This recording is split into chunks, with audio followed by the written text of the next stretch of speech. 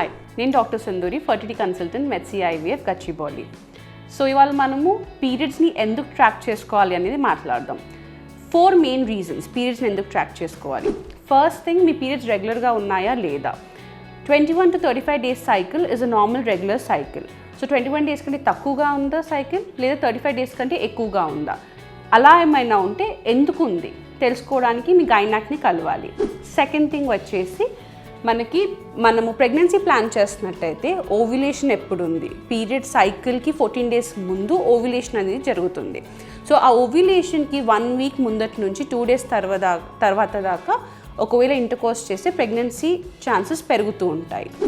Third thing, అసలు pregnancy prevent చేద్దాం అనుకుంటున్నాము అంటే క్యాలెండర్ మెథడ్ వాడదాం అనుకుంటున్నారు అంటే first 7 days and last 6 days of the cycle మాత్రమే సెక్షువల్లీ యాక్టివ్ ఉండి మధ్యలో ఉన్న 10-15 days మనము అవాయిడ్ చేస్తే మనము ప్రెగ్నెన్సీ ప్రివెంట్ చేయొచ్చు. But it is a very non reliable method. So మనం దీనిపైన రిలై అవ్వరాదు. లాస్ట్లీ 4th రీజన్ వచ్చేసి, ఫర్ సమ్ రీజన్ గుడికి వెళ్ళాలో ఇంట్లో పెళ్ళి ఉంది అని చెప్పి పీరియడ్స్ని పోస్ట్పోన్ చేద్దాం అనుకుంటూ ఉంటాము.